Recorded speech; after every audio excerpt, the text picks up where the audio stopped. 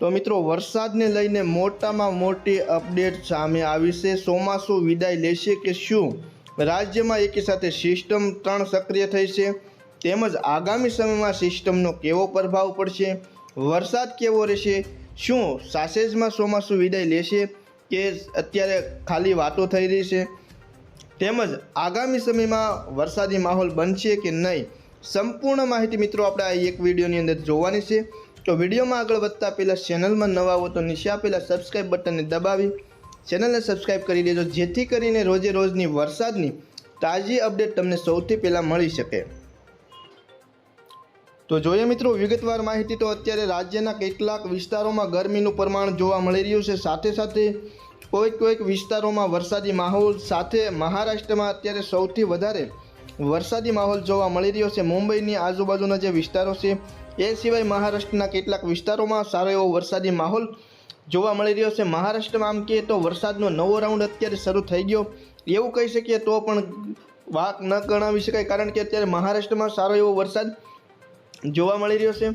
વાત કરીએ મિત્રો ગુજરાતની, તો ગુજરાતમાં ખાસ કરીને છેલ્લા 2 દિવસથી ગરમીનું સૌથી વધારે પ્રમાણ જોવા મળી રહ્યું છે। રાત્રિના સમયગાળા દરમિયાન ગરમીનું પ્રમાણ સૌથી વધારે જોવા મળી રહ્યું છે, તેમજ હવામાન નિષ્ણાતોના મત અનુસાર હજુ પણ વરસાદનો નવો રાઉન્ડ હજુ એક બાકી છે અને હજુ વરસાદના નવા રાઉન્ડમાં સારો એવો વરસાદ પડી શકે છે। રાજ્યના કેટલાક વિસ્તારોમાં 100% કરતાં પણ વધારે વરસાદ મિત્રો પડી ચૂક્યો છે।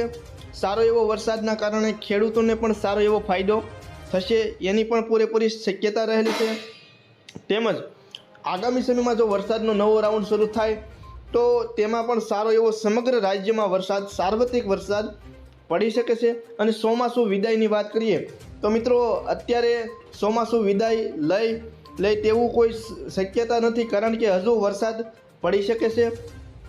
અને સિસ્ટમ વિશે વાત કરીએ તો મિત્રો અત્યારે ગુજરાતની ઉપર કોઈ પણ જાતની મોટી સિસ્ટમ અત્યારે સક્રિય થઈ નથી। અત્યારે જો આગલા દિવસોમાં હળવું લો પ્રેશર સિસ્ટમ સક્રિય થાય તો એના ભાગરૂપે વરસાદમાં વધારો થઈ શકે। જોકે રાજ્યના કેટલાક વિસ્તારોમાં ધીમી ધારે તો કેટલાક વિસ્તારોમાં હળવો વરસાદ પણ જોવા મળ્યો હતો, તો કેટલાક એવા વિસ્તારો હતા જ્યાં મધ્યમ વરસાદ પણ જોવા મળ્યો હતો અને કેટલાક વિસ્તારોમાં આકાશ સ્વચ્છ પણ જોવા મળ્યું હતું આજના દિવસે। તો મિત્રો તમને જણાવી દઈએ કે વાવાઝોડાની તો કોઈ પણ જાતની અત્યારે શક્યતા નથી, પરંતુ જો આગલા દિવસોમાં સિસ્ટમ એક સક્રિય થાય તો એના ભાગરૂપે વરસાદમાં સુધારો એટલે કે વધારો થઈ શકે અને વરસાદનો નવો રાઉન્ડ શરૂ થઈ શકે છે। હવામાન નિષ્ણાતોના મત અનુસાર આગામી 10 થી 15 દિવસમાં વરસાદનો નવો રાઉન્ડ શરૂ થશે અને અત્યારે વાત કરીએ તો 15 થી 20 તારીખ સુધીના સમયગાળા દરમિયાન કોઈને કોઈ વિસ્તારોમાં વરસાદ પડી શકે છે તેવી પણ સંભાવના રહેલી છે। તો મિત્રો વિડીયો ગમ્યો હોય તો ચેનલને સબસ્ક્રાઈબ કરજો, વિડીયોને લાઇક કરજો, વિડીયોની લિંક શેર કરજો।